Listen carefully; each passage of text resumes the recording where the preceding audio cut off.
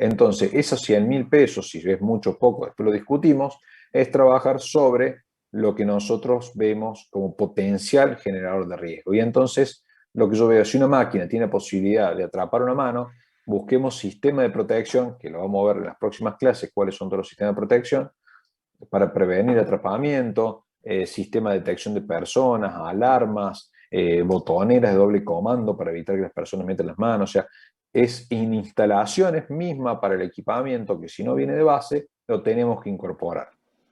¿Sí? Después en relay out, almacenamiento de piezas, bueno, hay todos sistemas de seguridad incorporados en las instalaciones. Para mí es un 50-50. Yo he ido con los dos, empatar todo. Yo he ido, disculpen, yo he ido con los dos clubes, por todo. Pero voy a silenciar yo porque me figura Francisco Martín, te agradezco la interrupción, ya te estoy agendando para la próxima, ya tenés puntos menos, para un segundo que voy a silenciarlos a todos.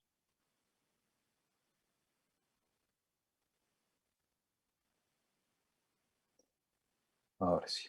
Cualquier cosa que necesite hablar, prende el micrófono. Bien, en base a eso, lo que vamos a tener en base a las curvas, vamos a tener costo de los accidentes, que se van a ir a medida que el número de accidentes que nosotros sacamos, que nuestro costo anual de accidentes que pudimos sacar recién, el costo total, que es de los directos más los indirectos, nuestra curva, a medida que aumentan los accidentes, aumentan, ¿sí? Nuestro costo, a medida que es la relación, en base a la inversión en prevención que nosotros estimamos, ¿sí? Nos va a dar la curva o el punto óptimo que nosotros buscamos a la hora de invertir en dinero, ¿sí?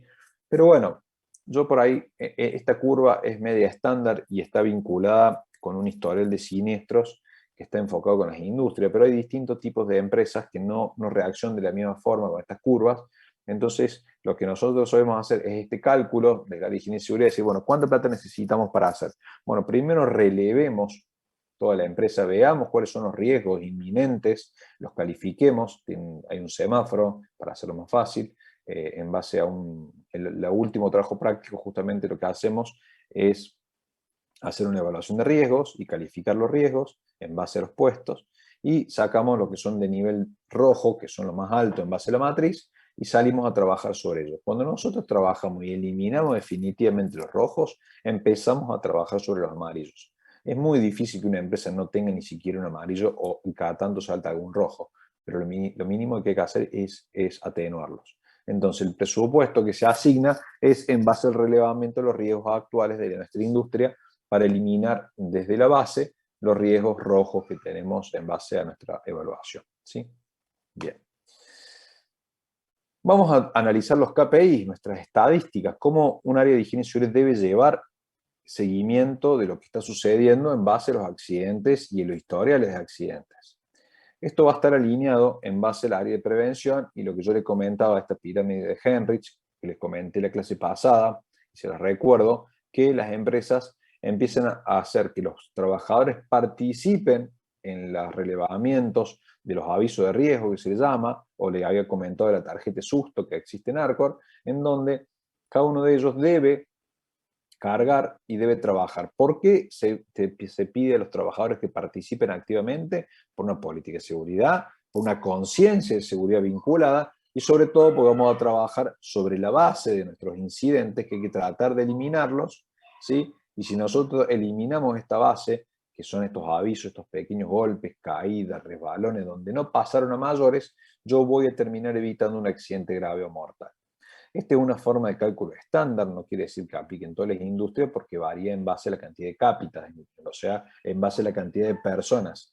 En base a eso vamos a ir nosotros trabajando y si sabemos que eliminamos estos incidentes, esta matriz nosotros la podemos después de un año y de llevar una tarjeta de susto o un sistema de aviso de riesgo, la podemos hacer real de la empresa porque sabemos qué áreas, cuántas participaron, cuántas personas se involucraron, quién le damos un premio a la persona que más riesgos relevó, eso está buenísimo, le pedimos que Recursos Humanos colabore con algo, que busque algo para beneficiar a un trabajador que motive la generación de los avisos de riesgo. Hay otras empresas que castigan y dicen, yo obligo a todos mis trabajadores a generar por lo menos uno al mes. Pero ¿eso qué pasa? Yo los obligo, los vinculo, pero tengo de contra a continuación que te van a completar cualquier cosa y no es real. Sí es importante que los avisos de riesgo sean lo más reales posible y que la gente que se vincule tenga ganas y tenga un premio final, ¿sí? Entonces, esta base, antes se pensaba que dependían solamente del área de higiene y seguridad, es decir, que nuestro ingeniero en seguridad debe ser el encargado de completar esto y buscar recorrer la planta permanentemente y hacer de policía, y hay viejos videos donde viene toda la gente trabajando sin protección auditiva y de repente te aparece el de seguridad y les enseña a ponerte los anteojos y la protección auditiva y entonces la gente se la pone porque es una figura de policía. Eso cambió totalmente. El de seguridad fomenta la capacitación y genera sistemas de prevención, pero el personal involucrado es el que tiene que colaborar, porque los ojos al frente de la máquina están las 8 horas de trabajo, las 24 horas, como le quieren llamar, los 365 días, frente a la máquina son los trabajadores y nosotros hacemos pasadas esporádicas. Es muy difícil que justo pasemos y encontremos un acto inseguro o una condición peligrosa que se le voy a explicar a continuación qué es cada una de ellas, ¿sí?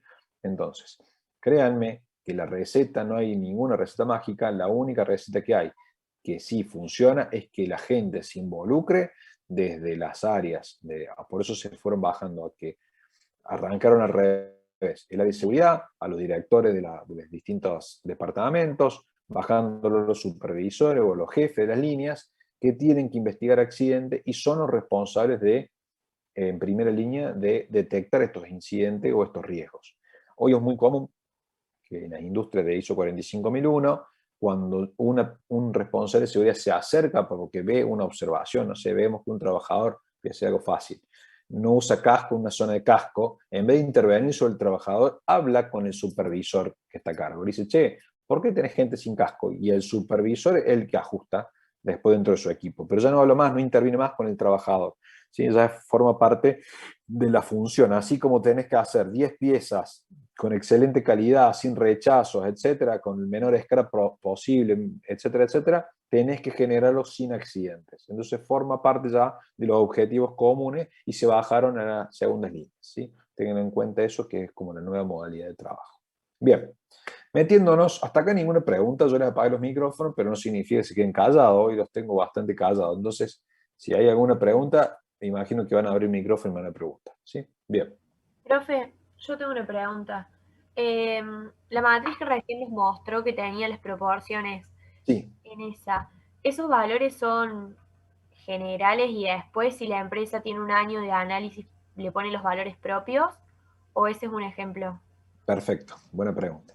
Este es el ejemplo estándar para sacar porcentuales, por decirlo de alguna forma, que dice que cada 600 incidentes yo me voy a evitar 30 accidentes con lesión, 10 con moderada y 1 con accidente grave o mortal.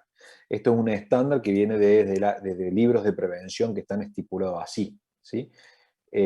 Lo ideal, porque como viene un estándar y como yo le digo, no aplica para todas las industrias la misma receta, es que el área de higiene y seguridad, como le llaman, algunos le llaman EHS, por Environmental Health and Safety, EHS, muy común que lo vean así, tienen que sacar sus propios números, las proporciones se van a acercar bastante, ¿sí? A veces no te da las mismas proporciones, pero bueno, se van a acercar bastante y son nuestros números reales. Significa que en el año, por ejemplo, después de un año de que uno incorpora los sistemas de detección, esto que estamos llamando de buscar que los mismos trabajadores sean los que releven nuestros incidentes o nuestros riesgos en planta, tendremos que ver si se generan 600, cuántos accidentes tuvimos con lesión leve. Estos accidentes con lesión leve también hay que empezar a fomentar, porque todo nos lleva a trabajo. El accidente grave o mortal nos vamos a enterar porque hasta podemos salir en los diarios, olvídate. Los accidentes con lesión moderada o daños materiales son los que van a parar el RT, son los con baja laboral, ¿sí? Los saco del sistema. Pero los accidentes con lesión leve o daños materiales, que son los que terminaron no yendo al RT, ¿sí? Son los que vamos a nosotros a no poder encontrarlo. Eso vamos a tener que verlo con el servicio médico o con los mismos supervisores que agenden todo lo que pasa en un año, que venga alguien, che, se me golpeó el codo, listo, un accidente leve, sin daño material, pero un accidente leve. ¿A qué le llamamos accidente? Que dijimos que causa daño, ¿sí? Pero no lleva a una situación de RT entonces van a parar acá. Ahora, los incidentes pueden ser que yo encuentre no sé, vamos a decir dos o tres ejemplos sencillos. No sé, voy caminando y encuentro en un pasillo que alguien de mantenimiento cruzó un cable por todo el pasillo de circulación para hacer la reparación de algo, ¿sí? Entonces ahí tengo un incidente que estoy obstruyendo, que alguien se puede caer. No se cayó nadie, ¿sí? Entonces pasa a ser un incidente de seguridad o le pueden llamar un aviso de riesgo a este sistema. O que alguien está soldando, ¿sí? Y está generando chispa en una zona donde no aisló, porque puede esa chispa caer y generar un incendio. Ese es otro aviso de riesgo, ¿sí? O vamos, un incidente grave. Viene, por ejemplo, un trabajador que opera tableros eléctricos y no es el autorizado para hacerlo. Es un incidente grave. No pasó nada, pero un incidente grave. Ahora, ¿qué son daños materiales? Que se suelen confundir con incidente, es que vienen en una empresa que inyecta matrices de plástico, inyecta plástico y está moviendo las matrices, los moldes, lo está moviendo con su puente grúa, se corta una eslinga que la sostiene, cae en el medio del pasillo y rompe el piso. O sea, no se golpeó nadie, fue un tremendo susto, pero hay un daño material que se rompe la eslinga y se rompe el piso. ¿Sí? Entonces, hay que tener bien diferenciado esto y eso se hace todo a través de la investigación de accidentes, que va a ser nuestro primer trabajo práctico. Bien, ¿cuáles van a ser nuestros indicadores? ¿Qué se debe llevar como mínimo un área de higiene y seguridad? Y si el día de mañana usted va a una empresa, tienen que acercarse a la higiene y seguridad y le hacen estas 3 preguntas y te van a quedar mirando los de seguridad diciendo, che, este más o menos la ondea. ¿Cuáles son nuestros índices de frecuencia? ¿Qué son índices de frecuencia? Son la cantidad de accidentes, ¿sí?, sobre las horas trabajadas. Después estos son los multiplicadores, estos son para corregir las comas porque vienen con números, digamos, el trabajar sobre horas, sobre accidente, terminan dando resultado con mucha fracción. Entonces, esto termina acomodando. Pero a mí me interesa que ustedes tengan el concepto general, que me digan, es más, en las preguntas de examen yo no les voy a poner estos múltiplos, directamente les voy a poner que ustedes analicen y que saquen el concepto de que el índice de frecuencia son cantidad de accidentes ocurridos en un año sobre las horas trabajadas ocurridas en un año. O sea, van a multiplicar en horas trabajadas la cantidad de trabajadores por la jornada de trabajo o las horas de trabajo que tienen diariamente. Si son 8 horas por 5 días a la semana, por la cantidad de trabajadores y por los 365 días del año, los días que trabajan. Entonces, vamos a sacar la hora trabajada, que me va a dar. ¿Qué significa, qué me está dando este indicador de frecuencia? Que cada cuánto me está ocurriendo el accidente, o cada cuánto me accidento, o cada cuánto tiempo un empleado nuestro se nos golpea, ¿sí? Ese es un índice que también es muy representativo. Vamos con el de gravedad. El de gravedad son días perdidos. ¿A qué se le llama día perdido? Son los días de baja de carpeta médica, los que yo mando el RT. ¿Se acuerdan? Acá contamos todo. Yo me golpeo hoy y hasta los 30, 40 días que volví, no importa si el RT me los pagó o no me los pagó, como vimos en la clase pasada. Acá sumo todos. Maxi se golpeó hoy y volvió en 30 días. Listo. Son 30 días de carpeta médica. Ahí van a parar más lo que se golpeó María, más Juan, más Pedro. Sumamos todos los accidentes, todos los días de baja. Van a parar ahí, en días perdidos, sobre las mismas horas trabajadas que dijimos antes. ¿Qué nos termina dando esto? Es la gravedad, o sea, qué tan graves fueron nuestros accidentes. Y ese indicador es súper práctico porque vamos a saber si nuestros accidentes son leves, ¿sí? O tal vez, porque me pasa con empresas, y esta es la primera comparación, yo me paso a una empresa y dicen, tenemos 2 accidentes en todo el año para toda esta empresa. Oh, qué bien, 2 accidentes y son más de 300 empleados. Sí, pero uno de los accidentes, un tipo se amputó un dedo y estuvo un año de carpeta médica. Entonces vamos a ver la gravedad, se mide con estos índices. O, como nos puede pasar, el otro extremo de muchas empresas, que tengo microgolpes o golpes leves y demás, y de mucha gente, pero que están 2 o 3 días afuera. Entonces, decir, bueno, che, ¿tengo una empresa con alta siniestralidad? Sí, pues tengo muchos accidentes, pero son leves, ¿sí? No tardan 2 o 3 días. Es una análisis que nos sirve mucho, que son los días de baja. Bien. Por último, vamos a tener, creo que el último, sí, el índice de incidencia, ¿sí? El índice de incidencia es el que nos mide la RT, y este es el más importante, por eso lo dejo al último. Con el que la RT, yo les decía, me va a subir o bajar la alícuota. Porque ellos no les va a importar si cada cuándo te accidentaste, que eso lo mires vos, o qué tan graves son tus accidentes, míralo vos. Yo te cuento accidentes. Vos me decís que tenés una empresa sobre cantidad de trabajadores. Entonces yo digo, che, yo tengo una empresa que tuvo 10 accidentes en año calendario y tiene 100 trabajadores, a mí me da que vos tenés el 10% del personal accidentado. Ese índice que sacamos ahí, lo meto en la tabla, hay un código, y acá me voy un poco lejos, pero vale que lo tengan, que se llama SIU.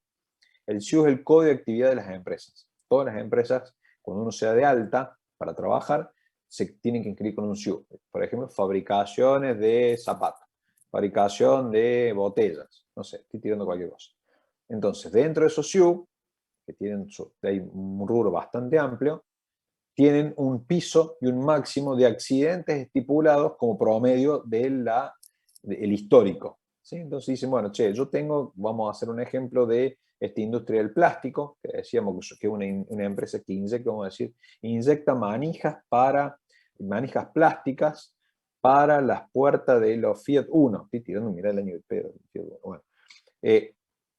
Entonces, si esta empresa se dedica a fabricar manijas, son 100 empleados, tiene una empresa que inyecta plástico, va a estar como fabricación de piezas plásticas. Ese SIU empieza con el número 3, lo que son fabricaciones, va a ser el 300, son 6 números. Yo me meto ahí y dice, bueno, mira, el índice para esta empresa es del 5 al 7% anual de índice de incidencia. Y acá vamos a sacar que nos dio el 10. Bueno, está como empresa que superó el límite establecido. Entonces, para el RT es un indicador que se llama empresa testigo, se le llama. Empresas testigos son las empresas de alta siniestralidad, en donde entra en un plan para bajar, de 2 años para bajar los siniestros, y en donde además van a tener la libertad para subir la alícuota si los números no le están dando, porque esta empresa se está portando mal, por decirlo de alguna forma. Y todo lo contrario, si yo digo que esta empresa, no sé, un frigorífico, que los frigoríficos tienen índice más alto, y dicen que está entre el 15 y el 20% el índice de incidencia y nosotros nos da un 10, soy el primero que levanto la mano, me junto con una red, con el productor de seguros, ¿sí?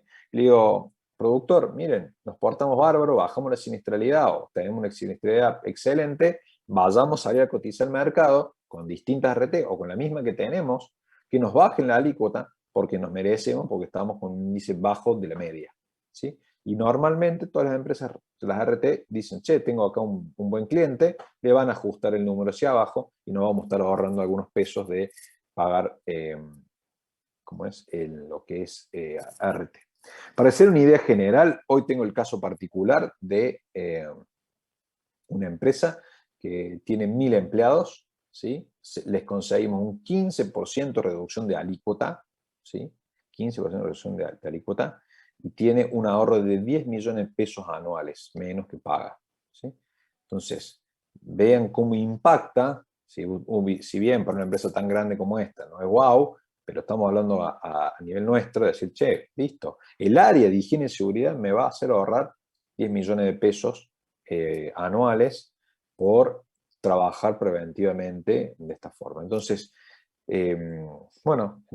esos son objetivos que te van cerrando y uno va revalidando la actividad, que no solamente la prevención es una cuestión de salud, bienestar y que está todo bien y somos todo un mundo feliz y somos todos felices y bailamos alrededor de la planta, sino que además de eso trae beneficio económico para la empresa. ¿Sí? Bien.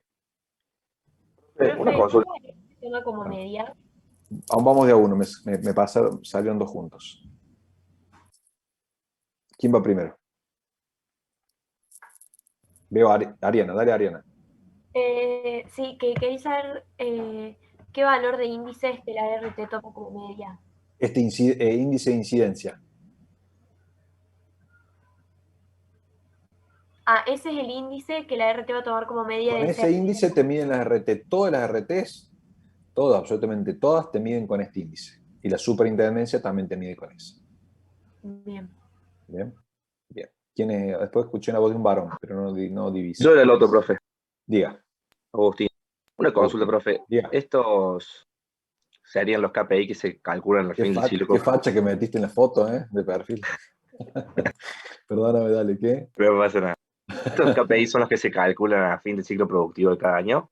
Exacto, depende del área de seguridad. Digamos, normalmente le dicen, por ejemplo, cada departamento tiene que meter un KPI y el de seguridad cae derecho porque con el que después vos tenés que llevar al día, porque es donde saltan las novedades desde el punto de vista de RT o desde el punto de vista de superintendencia. Esto van de la mano.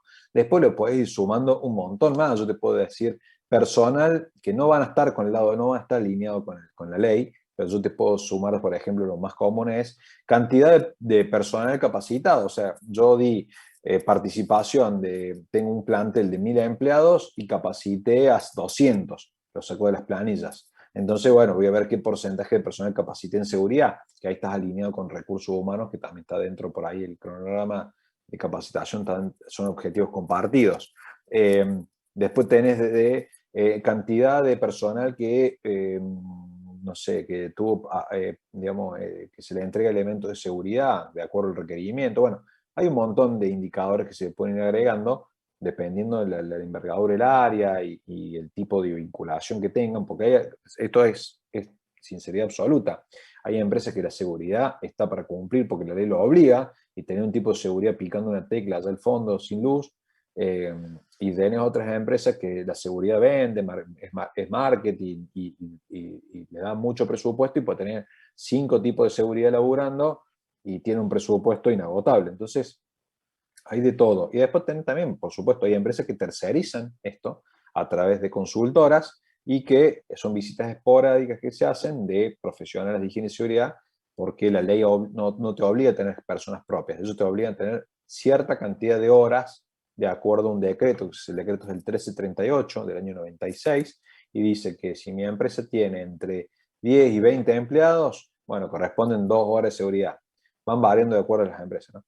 Si tengo más de 100 empleados, corresponden 40 horas. Así van correspondiendo hasta que supera cierto, suponte 500 empleados, y ahí aplicas a un profesional full time y así va sumando, ¿sí? Hay una gran variedad, pero sí son los indicadores en general. Perfecto, profe. Y una consulta más. Sí, sí. No me quedó claro cómo se calculan las horas trabajadas en los índices anteriores. Bueno, horas trabajadas, lo más común que se hace es, si vamos a usar algo súper estándar, supongamos que tenemos 100 empleados. Esos 100 empleados trabajan de lunes a viernes todo el año digamos, y 8 horas. Entonces yo voy a multiplicar 8 horas diarias por 5 días a la semana, por los 365 días del año, ¿sí? Me va a terminar dando la cantidad de horas totales al año. Por la cantidad de empleados, perdón. Me faltó cantidad de empleados. Claro, serían las horas totales anuales de todos los empleados de fábrica. El bloque, exacto. Listo. Cuenta del director hasta el portero si está en la misma nómina, ¿sí? Acá no podemos contar personas que no están en nómina. ¿Qué le llamamos nómina? Dentro de lo que es la misma póliza de RT, porque por ahí la guardia o la empresa de limpieza son empresas contratadas, sí pueden tener otra RT y son de otra razón social. Entonces eso no los puedo contar, ¿sí? Cuento solamente mi nómina, que es el que están dentro de mi contrato de RT, ¿sí? Por ahí este error me pasa que mucha gente contó hasta las visitas, ¿no? Porque quieren, mientras más grande sea este número, más le achico al número de arriba, ¿sí? En este caso. Entonces, no, solamente personas en nómina. Sí, ¿quién me preguntó algo? No, tengo una duda cortita, capaz, ya lo dijo, pero me quedó la duda. ¿Hay alguna tabla o algún valor preestablecido bajo el que yo pueda poner el criterio de decir, bueno, tal empresa está bajo los valores aceptables de tal índice? Sí, ¿O sí, eso es a criterio de...? No, está establecido por la Superintendencia del Riesgo de Trabajo, ellos ponen las reglas, y es por código de SIU, es con C-I-U-U, ¿sí? SIU. Entonces, perdón, C-I-I-U, ¿sí? El código individual único, no me acuerdo cómo son las siglas, que es un código de actividad, ¿sí? Para... déjame ver, voy a buscar rápido porque me quedo con duda, me embola quedar con duda. SIU, acá está. Entonces, son 5 dígitos, ¿sí? No 6, he dicho 6, que es el código de empresa, ¿sí? Se llama Clasificación Industrial Internacional Uniforme, ¿sí?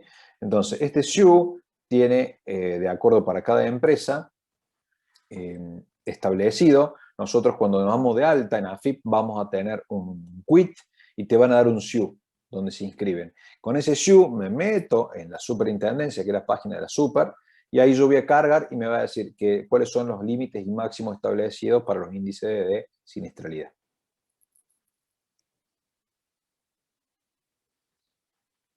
¿Estamos? ¿Dudas hasta acá? ¿Seguimos? Ya queda poco. Bien.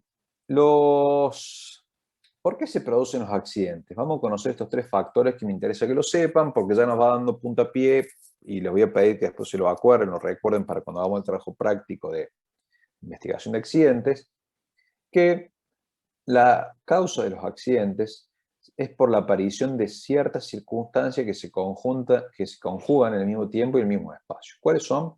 Condición peligrosa, acto inseguro y factor contribuyente. Los 3. Anótenselo, que son importantes. ¿Qué son condiciones peligrosas? Son aquellas que se le imputan a la máquina o al equipo, cuya presencia hace que ocurra el accidente, ¿sí? ¿Cuáles pueden ser algunos ejemplos de estos? Ya vuelvo denme un segundo. Condición peligrosa pueden ser falta de orden y limpieza, o sea, un piso patinoso que tenga agua, aceite, como dimos un ejemplo, que se patina alguien y se cae, estamos hablando que es una condición peligrosa que las instalaciones nos brindan. Falta de protecciones y resguardos inadecuados, que no tengamos los elementos de seguridad, que no tengamos casco, porque después veremos por qué, pero no forman parte. Herramientas o máquinas defectuosas que se han roto, falta de mantenimiento. Espacio ilimitado, o sea que trabajas en una empresa que esté muy apretada y te pasen los autoelevadores bien pegaditos cerca, o el puente de grúa te pase por encima de la cabeza. Empresas que tengan altos riesgos de explosión o incendio, ¿sí? Entonces, si yo me muestro esta diferencia, por ejemplo, esto es un autoelevador almacenando en un rack una mercadería. Entonces, una condición insegura, ¿sí? O como le llamamos nosotros peligrosa, cualquier nombre aplica, es que este rack, la pata está chueca, ¿sí? Ya sea que se la ha golpeado otra vez por el autoelevador o porque le pusieron mucho peso y se arrugó, no importa, eso es una condición insegura o peligrosa. Ahora, un acto inseguro que vamos a ver a continuación, ya les vuelvo, vamos al acto inseguro, es aquella causa, ¿sí?, en el cual se produce por error humano consciente o no, y ahí abro paréntesis. Ya vamos a definir lo que es consciente o no. Entonces, acto inseguro, ejemplos. Operar equipos sin autorización. ¿Qué quiere decir? Que yo como trabajador me dicen, mira, vos no estás autorizado a hacer reparaciones de tableros eléctricos. Pero yo estudié en una escuela técnica y sé de tableros eléctricos.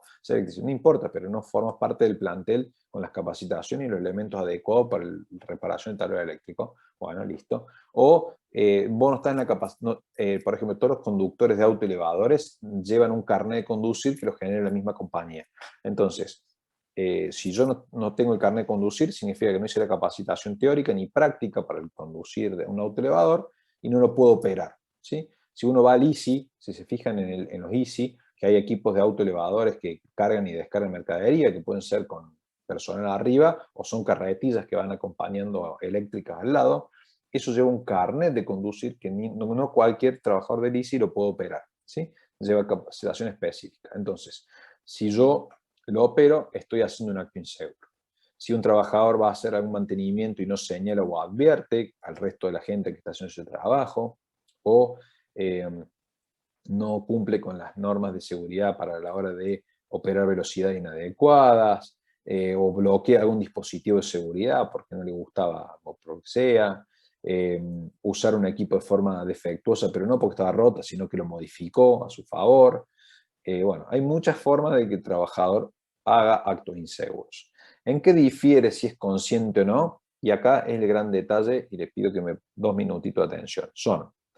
Si yo al trabajador le doy una capacitación en donde les digo, señor trabajador, usted en este sector debe usar casco, voy a ser el más fácil de todos, y le doy un casco y le hago firmar la capacitación y le hago firmar la entrega del casco, ese trabajador, si no lo utiliza, ¿sí?, es un error humano consciente, ¿sí?, porque ya le dimos todas las referencias y él decidió no utilizarlo. Ahora, y esto es muy común que pase, que esa persona no usa casco, ¿sí?, pero nadie se lo dio ni nadie le avisó o no se señalizó. Entonces, si yo no tengo la evidencia de que esa persona estaba violando una norma de seguridad por medio de un acto inseguro, puede ser que sea inconsciente, que se le llama, porque no le dimos las pruebas. Cuando pasa un accidente, son los primeros datos que te piden, es que vos puedas comprobar fehacientemente que tengas las evidencias de que esa persona tuvo capacitación, se le entregan los elementos de seguridad, hay señalización, hubo elementos que intentaron protegerlo, etc. Entonces, por ahí nos pasa que un trabajador operaba un equipo y tuvo un accidente grave. Entonces le decían, bueno, pero ese trabajador sabía operar el equipo. Sí, me dijo que sí. Bueno, pero vos no lo capacitaste, no tomaste las medidas, no le diste un carnet de conducir, no le diste una capacitación teórica. O sea, hay muchos factores para realmente validar que fue consciente o no, ¿sí? Entonces, todo lo que sea inconsciente es responsabilidad de la empresa darle las herramientas adecuadas para que ese trabajador no entre en un acto inseguro de forma inconsciente, ¿sí? Entonces, por eso que todas las empresas tienen señalizaciones, dan capacitaciones, te pican la cabeza con tanto material porque es necesario nosotros revalidar esa información en caso que ocurra algo y, por supuesto, para hacer prevención.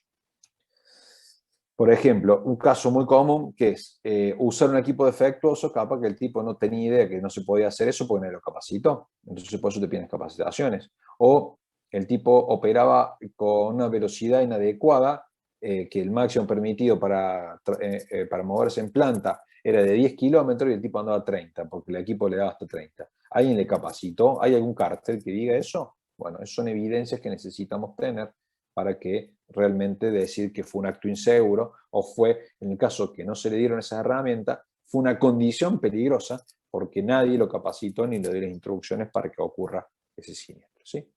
Bien, ¿queda claro esos conceptos? Esperemos que sí. Factor contribuyente es el último factor a tener en cuenta, que es un factor agravante, ¿sí? Que también puede ser consciente o no o agradable o no. ¿Sí? ¿Qué quiere decir esto? Que confluye en que el accidente tenga mayor probabilidad de ocurrencia. Y este no siempre está presente, no siempre. Si bien, digamos, se intenta que estén los tres factores, los dos primeros están siempre, pero también a veces me ha pasado que no. ¿Cuáles son?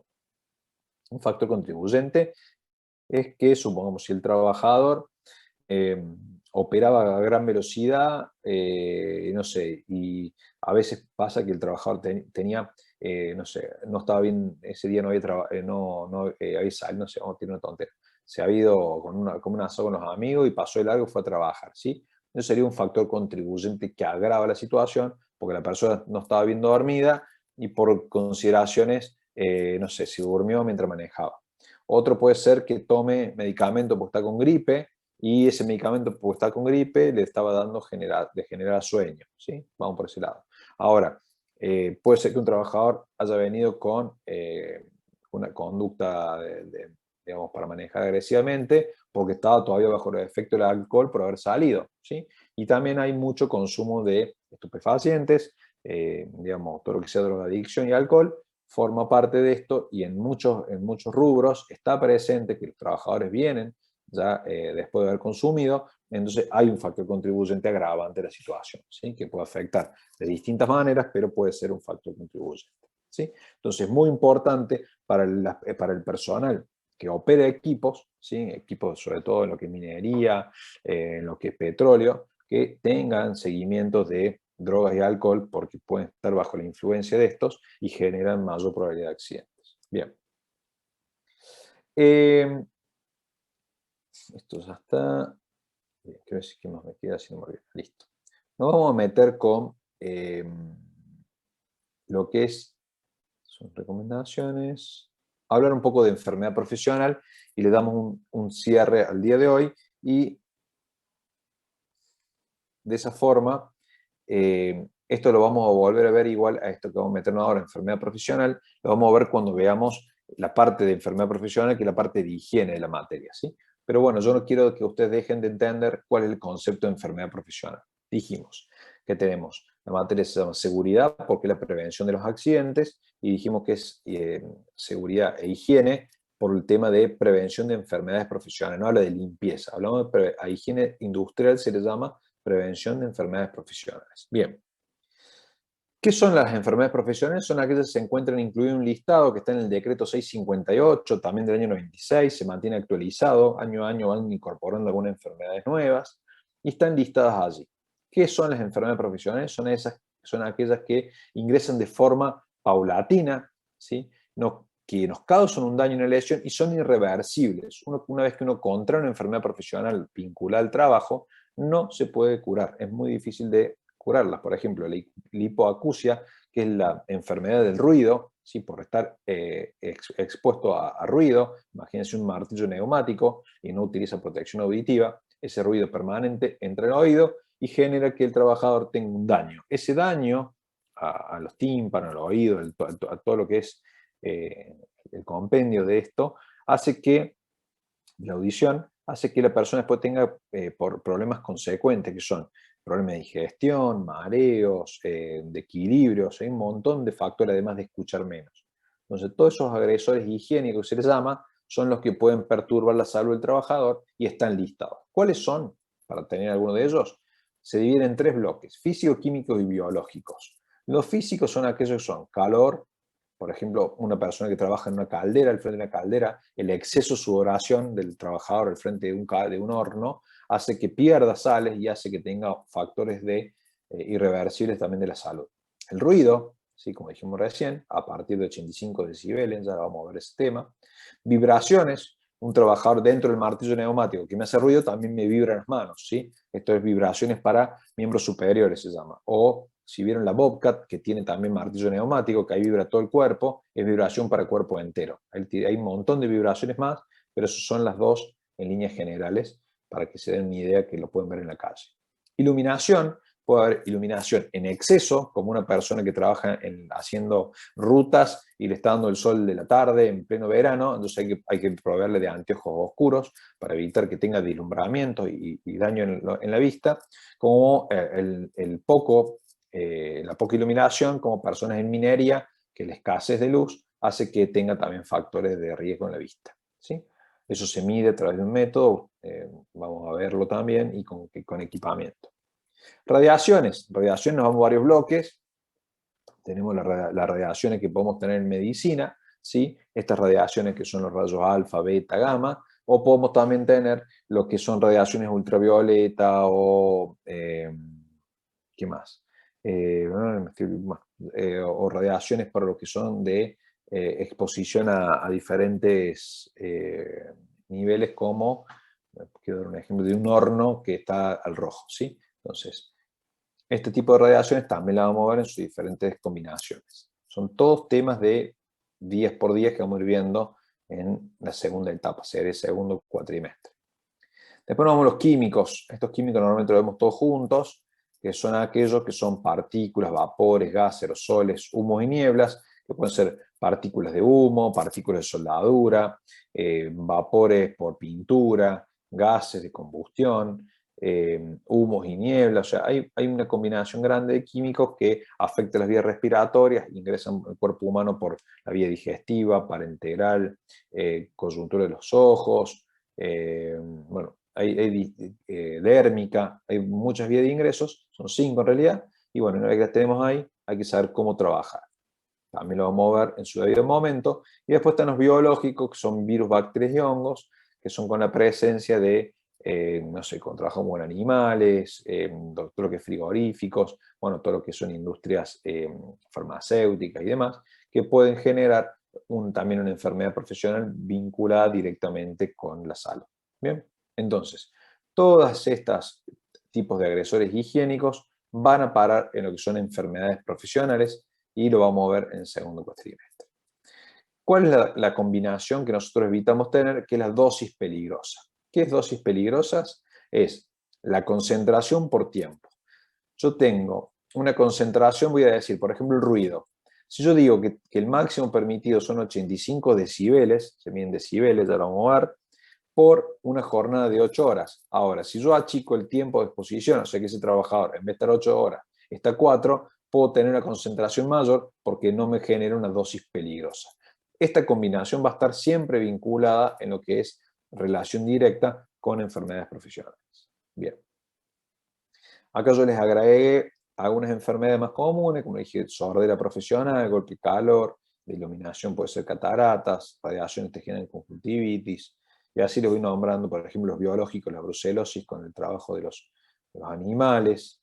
Bueno, vamos a tener para todos los colores los dejé ahí. Y así figura en la ley, el decreto 658, se los dejé como una muestra, cómo figura la enfermedad profesional, dónde la podemos encontrar y qué dice la ley al respecto de todas las enfermedades profesionales. Estas fueron las últimas que se incorporaron, son las hernias discales por riesgos ergonómicos, las varices por estar parado en los puestos de trabajo, ¿sí? Y esta hernia discal, y esta fue hernias inguinales también por lo que es empuje y arrastre de mercadería, ¿sí? Bien, esto es el decreto que les comenté, se los muestro rápido. Yo les hablé de cuántas horas tienen que aplicar el servicio de higiene y seguridad, tanto para los médicos de trabajo como para las áreas de higiene y seguridad.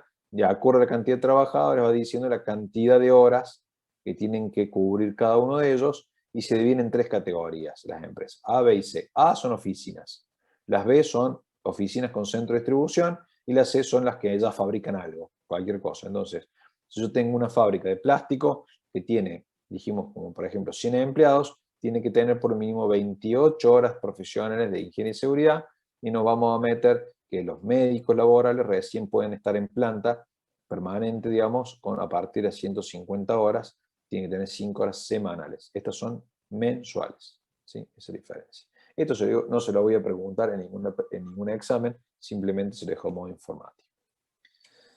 Bien, chicos,